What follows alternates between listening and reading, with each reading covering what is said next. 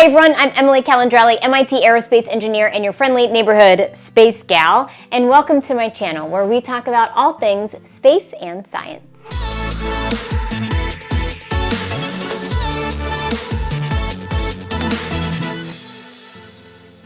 We're going to continue reading my first book in the Ada Lace Adventure chapter book series, Ada Lace on the Case. There are 6 books in the Ada Lace Adventure series, which is about Ada Lace, a 3rd grader who loves science and technology and solves mysteries and problems with gadgets that she builds herself. We are now on chapter 6. To listen to the first 5 chapters, watch my last video, which I'll link below. Chapter 6, The Snake's Snake. Ada looked through the window all morning. She studied Milton's apartment. Part of her hoped she'd be able to see enough through her binoculars so that they wouldn't have to plant a camera, but part of her liked the challenge. She just wished she were the one doing the climbing. At 3 o'clock, Nina arrived with her sleeping bag and pajamas for a sleepover. A minute later, Ada's dad popped in. "Do you girls want to play a game, or should we bake some cookies?" he said. Ada knew she couldn't tell him she and Nina were planning to spy on the neighbor. He wouldn't like it, even if the neighbor was a 9-year-old who teased dogs. "Actually, Dad, we'd just like to play together," said Ada. "Okay," said Mr. Lace. He seemed disappointed, but he left anyway. Ada felt like a fraud. Nina seemed to hear her thoughts. "Don't worry, Ada. We just need to rescue Marguerite and catch that beast Milton." "He is a bully, but do you really think he stole Marguerite?" said Ada. "Well, that's why we're looking for evidence, right?" said Nina. Nina had a point. Besides, this was the most fun Ada had had since moving to San Francisco. They watched Milton's building until they saw him leave the apartment. When he passed through the alleyway toward Polymer, they sprang into action. "This is the camera," said Ada. "You need to get on that branch by the window. It has the clearest view of Milton's room. Place it close enough so we can see clearly, but not so close that he'll see it." "Okay," said Nina. "And take this walkie-talkie," said Ada. "I've modified it to work over longer distances, and also I installed a panic button on the side in case of emergencies." "Cool," said Nina. Ada had already linked up the wireless camera to her tablet. She watched through the window as Nina made her way across the garden and up to Milton's apartment. Nina looked around to see if the coast was clear. A man passed by on the garden path, looking at his phone. When he was gone, Nina jumped up to grab the lowest branch, pulled herself up, and swung her leg over. Ada was impressed. Maybe Nina was a born spy. Ada watched the jumpy camera view from her tablet as Nina made her way out of the big branch by Milton's window. Within 5 minutes, Nina had the camera secured to the branch and pointed into the window. A couple of minutes later, Nina was back in Ada's room. "How'd I do?" asked Nina. "It's perfect. Look, here comes Milton," said Ada. The girls watched Milton through the window as he crossed the courtyard and entered his apartment building. Then they turned their attention to the tablet. Milton walked into his bedroom and headed straight to the tank with a big stick in it. There was a fat snake coiled around the stick. "Wow, he's got a rosy boa in there," said Ada. Ada didn't know whether to be impressed or disgusted. Snakes were fascinating, but she wasn't sure how she felt about keeping them in a tank. Milton took the snake out and draped it across his shoulders. "What kind of creep has a pet snake?" said Nina. He petted the snake's head for a while and then set it back in the tank. He walked out of the room and came back in with something in his hand. Ada zoomed in. Milton held his hand up to his eye. He was holding something small and furry. He was nose to nose with it. "Is that a little mouse?" said Nina. "Aww." Ada glanced over at Nina, waiting for her to realize what was going to happen next. "Oh no!" Nina cried. Before Ada could stop her, Nina bolted out of her room, down the steps, and across the garden to Milton's apartment. Within a minute, Ada saw Nina climb the stairs and pound on Milton's door. The door opened and Nina disappeared from view and reappeared on the tablet in Milton's room. That girl was fast. Milton looked at her, confused. He looked at the mouse and then out the window. In one fell swoop, Nina compromised the entire operation. Chapter 7. Back to the window. Ada tried to reason with her friend. "The snake has to eat, Nina." I know, said Nina. She was holding the rescued mouse in her hand. "But just look at this little guy. And Milton was enjoying it way too much. Did you see him? Couldn't he just feed it bugs or something? He's not just a dog napper, he's a killer." "Did you see the dog in there?" Ada asked. "No," said Nina. "Well, then he's just a killer," said Ada. "Maybe he already fed Marguerite to the snake," cried Nina. "I don't think so," said Ada. "That dog may be tiny, but it's way too big for that snake to eat." Nina sunk onto Ada's bed. "Do you think Milton will tell?" asked Ada. "Probably, just for fun," said Nina. There was a knock at the door. "There's a boy here," said Mr. Lace. "He says he's a friend of Nina's." "Friend!" said Nina. Milton burst in. Hello, ladies." He turned to Ada. "Milton P. Edison, Esquire. You're the new girl, I presume?" He paused for a second to look over the room and noticed Ada's cast for the first time. "What did you do? Trip over your shoelace?" He laughed at his own joke. "See," Nina whispered to Ada. "I told you he was a creep." Ada did see. "I've got to get to the laundry and check on Elliot," said Ada's father. He eyed Milton suspiciously. "You'll be okay?" he asked Ada. Yes. Thanks so much, Mr. Lace," said Milton. "It's fine, Pop," said Ada. "We'll call if we need anything." When Mr. Lace was gone, Milton turned to Ada and Nina. Well. Do you always say everything 3 times?" Ada asked. No. Milton looked thrown off for a second, then continued. "You girls have quite an operation here, don't you? Let me guess. That camera in the tree is connected to this tablet? Am I right?" "What do you want, Edison?" asked Ada. She'd never called anyone by their last name. The kid was really making her skin crawl. I want in," said Milton. "Never!" cried Nina. "This is a 2-person project. Do you have another request?" said Ada. Come on. I know you didn't rig that camera just to rescue the rodent. So, what are you 2 up to?" "It's none of your business," Nina replied. "You had a camera outside my window," Milton yelled. "Ada?" Ada's dad called from downstairs. "Everything okay?" "We're fine, Dad," Ada called back. "All right, just keep your voice down. We're trying to find Marguerite." "Ms. Reed, silly dog?" That's a good one. "No, really." "Really," said Ada. "The dog's missing. We're trying to find her." He paused and looked at them. Girls. When you're done wasting your time on all this cute lost dog stuff and have some real cases to solve, come find me." He handed Ada a business card. "In the meantime, I hope nothing else trips up your, investigation." With that, he walked out of the room. "We better watch Milton," Ada said. "He could get in our way." "I was thinking the same thing. Who's next on our suspect list?" said Nina. Ada was a little disappointed. There wasn't anyone else on their list. Ada worried that it probably was a coyote, but she knew she shouldn't tell Nina that. "Well, it's back to the window, I guess," said Ada. "And surveillance. Shoot, we forgot to get the camera."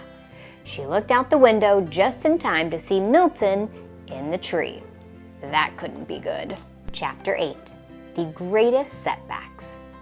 Nina left late Saturday morning after Mr. Lace's famous pancakes, and Ada resumed her post at the window. She saw a flurry of sparrows on the tree just outside her window and wondered if they were fighting or just communicating. 10 a.m. Cloudy. 20 sparrows, 2 squirrels, and Mr. Peoples. Still no Ms. Reed or Marguerite. Observations. Jacob and Jeannie drank coffee together in their running clothes and watched the feeders. Mr. Peoples left the apartment and stopped to chat with them. He's still dressed in orange coveralls. I wonder if he has more than one set. 10:45 a.m. Jacob had changed into blue pants and an old t-shirt. I think it had a picture of an elephant on it. Jeannie came around from the alley and they walked toward the water. Ada turned her binoculars toward Miss Reed's apartment. Since the dog had gone missing, Miss Reed had barely been outside in the garden. She now stood staring through the door, one hand holding back a flowered curtain. After a minute, the curtain dropped. Ada looked over at Milton Edison's window. She found him staring right back at her, through binoculars. She couldn't see Milton's face that well, but she guessed he looked smug. That afternoon, Nina called. "I think I have a new lead," she said. You know that kid Jack? Yeah, he hangs out with Elliot, Ada said. Well, Nina asked. You think Jack took Marguerite? Ada asked. He really liked her, said Nina. That's true, but he's only 6, said Ada. But he could be advanced for his age, said Nina. In the next room, she could hear Elliot and Jack making farting noises. Maybe, but we should pursue other ideas just in case, said Ada. Maybe Marguerite ended up at the dog shelter. After dinner, Ada tried to reach Anna without any luck. She worked on her illustrations in the field guide. She was feeling self-conscious about her drawing of Marguerite. She also wanted to make sure she had an accurate representation of the garden. The juniper trees ended up looking like scrambled eggs. Outside, she noticed a little camera that looked a lot like hers. It was attached to a low tree branch out at the edge of the garden. She noticed it was pointed toward her window. She shifted her binoculars over toward Milton Edison's window. Milton was in his room, holding his tablet. She put the binoculars down and picked up her own tablet. On the screen, she saw herself, in the window, looking at her tablet. Oh, Milton, Milton, Milton, said Ada. 5:30 p.m. Milton has stolen my camera and is trying to use it to spy on me. He hasn't figured out that he needs the security codes to connect it to his own tablet. Jeannie is playing the ukulele on Jacob's stoop. Mr. Lace and Elliot wandered into the room. Wow, the music is nice, isn't it? Said Mr. Lace. They sat together and listened. This has shaped up to be a nice little room, hasn't it, Adita? Said Mr. Lace. It certainly has, Pop. I didn't think I would be spending quite so much time in it so soon, but the view is nice. When the song ended, Jacob walked out of the garden through the little alley. Jeannie started a new song. Elliot got antsy. He spilled a glass of water and nearly soaked Ada's field guide. Well, why don't you take O and H into your room for a little while? Ada suggested. I can? Said Elliot. Sure, but don't let them run away, said Ada. Ada was glad she had turtles for pets. You're a good big sister, Ada, Mr. Lace said. I'm going to go start dinner. I'll call you when it's ready. Sounds good, Pop. Jeannie finished her tune, and Jacob returned with a bundle of pink flowers. Jeannie stood up and gave Jacob a hug. Mr. Peebles walked by with his arms full of 2 big bags, one from the pet pen, the other was stuffed with what looked like a carpet remnant, foam rubber, and a bunch of wires. He smiled and nodded to Jacob and Jeannie and hurried up the stairs. Ada made a note of it in her field guide. I wonder if Jacob and Jeannie are dating, and I wonder what Mr. Peebles is feeding his fish. Chapter 9. Chance favors the prepared mind. Sunday morning was surprisingly busy in Juniper Garden. Ada woke to the smell of baking. Her stomach growled. She hoisted herself into her chair and saw Jeannie moving around her apartment. There was a little bouquet in her window. 9 a.m., low clouds. Jacob is filling his feeders. Jeannie looks like she's cooking something. She's got an apron on. An hour later, Ada saw Jeannie come through the alley and across the garden carrying 2 baskets. Jeannie left bundles of goodies at Ms. Reed's store. She seems very kind. It seemed that Ada and Nina weren't the only ones thinking about Ms. Reed. Nina came over in the afternoon. I stopped by the dog shelter yesterday, said Nina, just to see if Marguerite ended up there. Good idea. Did you find anything? Said Ada. There's an adorable little dog that looks almost exactly like Marguerite. I thought I had found her, but it was a boy, said Nina. Oh well, said Ada. He was really cute though, said Nina. And there's still Jack to consider. Nina, Jack's a good kid, said Ada. But I know he had his eye on Marguerite, and maybe because he's so little, he didn't know any better, said Nina. Said Ada. I think we should look into it, said Nina. Well, said Ada, I guess I'll put him on the list of suspects. The next morning, Elliot went on a tour of Alcatraz with Jack and his family. Ada helped Elliot tie his parrot on extra tight before he left. I'll be back with the booty, or me name isn't Bluebeard, said Elliot. Ada was a little jealous of Elliot. She had read all about the historic escape from Alcatraz. In the 1960s, 4 prisoners at Alcatraz had planned an escape for months without anyone noticing. Using spoons, they widened the ducts in their cells. They set up a workshop on the roof to build boats and tools. They made decoy dummies of themselves out of soap and toilet paper. No one knew for sure what happened to the men, but many believed they made it to Mexico. Even though they were criminals, Ada couldn't help but admire them. Their plan had taken cleverness, determination, and discipline. But Ada also wondered why no one had noticed. The dummies were too poorly painted to look like real men, and the prisoners had stolen prison supplies. Maybe the guards were looking for the wrong things. Ada suddenly realized that she was not so different from the guards. She had been watching the courtyard for days, and there was one person who had clearly been planning something. One person who was at work on something quite different from the rest of his neighbors.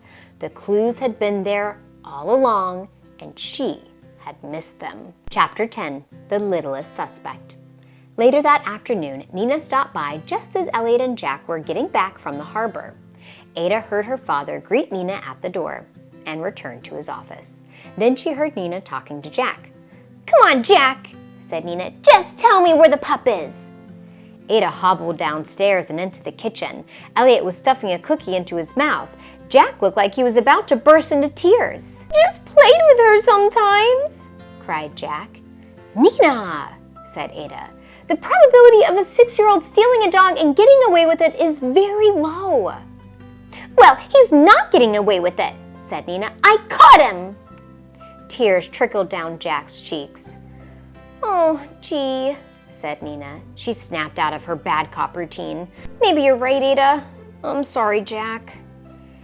"Give your friend a cookie, Elliot," said Ada. "Come on, Nina. We have some work to do." Once they got to Ada's room, Ada told Nina the new theory. "Mr. Peebles has been carrying lots of weird stuff up to his apartment," said Ada. "He always carries weird stuff up to his apartment," said Nina. "But big bags from the pet pen?" said Ada. "It's way too much stuff for a few fish." "There he is." Mr. Peebles was carrying a long black box with a handle. It had a zippered opening at the top and one at the side. "What do you think that is?" Ada asked. She passed the binoculars to Nina. "My grandma uses one of those to bring her cat to the vet," said Nina. "Where do you think Mr. Peebles is going to take Marguerite?" "I don't know, but we better figure it out before Marguerite disappears for good," said Ada. Chapter 11. Occam's Shaver. The next morning, it was quiet in the garden. Hours passed with no activity, and Ada hadn't seen any signs of Mr. Peebles. She looked through her telescope, but that wasn't much better than the binoculars. He had to be on the other side of the apartment. Nina flurried in just after lunch. "What's happening?" she asked. "I don't know. I can't see anything," said Ada. "Maybe Mr. Peebles left town with her. He figured out that we're onto him," said Nina. "It's possible," said Ada. Hearing Nina be so frantic made Ada feel calmer and more focused. "But we should check to see if he's somewhere else in the apartment first, or if he's just gone out for a while." "He left Marguerite all alone," said Nina. "We don't even know if Marguerite is alive. Oh no, Ada." "Let's start with the simplest explanation," said Ada. "Occam's shaver," said Nina. "Razor. If she's in there, he's probably just borrowed her." Ada paused. "Borrowed her? Why would Mr. Peebles borrow a dog? I'm starting to sound as crazy as he..." Nina's eyes narrowed. Ada looked at the floor, then at the corner of her bed, then through her binoculars again. "As crazy as who, Ada?" Nina asked. I didn't mean crazy exactly," said Ada. "I just meant..." "I'm crazy, huh?" said Nina. Ada was surprised. She had never seen Nina angry before. Ada was not fond of fighting, especially with her only friend in San Francisco. "If I'm so crazy," Nina said, "I guess you can investigate without me. Good luck climbing trees." "Nina," Ada said. "This whole thing was your crazy idea anyway, remember?" said Nina. She stormed out. Actually, it was Nina who thought the dog had been kidnapped, but this seemed like the wrong time to mention it. Chapter 12. Ada Goes Solo. Later that afternoon, Elliot zipped into Ada's room, sword held high. "Lady Ada," he shouted. "Yes, Captain," said Ada. "I'm right here. You don't have to yell." "The bloke across the way has offered me the passage of his ship in exchange for giving you this message," said Elliot. He handed Ada an envelope. Ada glanced through the window. Milton was in the garden, staring straight up at her. Ada opened the envelope. Inside was her camera. It was in pieces. It would take her days to figure out how to put it all back together. "Great," she said. "Aye," said Elliot. "He's a scurvy dog, but he has your vessel." "Don't trust him, El," she said, but Elliot was gone before he heard. By 5 o'clock, there was still no sign of Mr. Peebles. Ada was feeling bad about Nina. She was lost without her new friend, not just because of this case either, but the past few days she and Nina had worked so well together. Plus, the investigation was so much more fun with Nina's wild theories. Ada had barely had time to be homesick or miss her mom. But Marguerite needed rescuing, so Ada would just have to get a look at the other side of Mr. Peebles' apartment herself. The problem was that Mr. Peebles' apartment was on the second floor. How was she supposed to see inside his windows? She really needed Nina's help. Ada decided she would apologize to Nina. If that didn't work, she'd just sit near Mr. Peebles' apartment and try to catch a glimpse of him. Ada stood on her crutches. Surprisingly, she felt strong and stable. Placing her weight on one crutch, Ada reached up to the lowest shelf for her Darwin book. Right next to it were the gecko gloves. She grabbed them.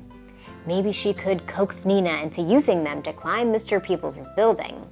She put them in a little backpack with her book, the binoculars, and a little camera. It wasn't as good as the one Milton had broken, but it would have to do. She walked down to her father's office. "Hey, Pop," said Ada. "Hiya, Adita," said Mr. Lace. "What's happening?" "I'm going to take a little walk to see Nina. We got in an argument earlier." "Uh-oh," he said. "I'm sorry to hear that. Are you okay to get there by yourself?" "It's just on the outside of the garden. I'll be careful. It's safety first from now on." "Okay, but don't be gone long," said her father. "Daddy," Ada asked. She wanted to tell her dad about their investigation. Her little white lie had grown.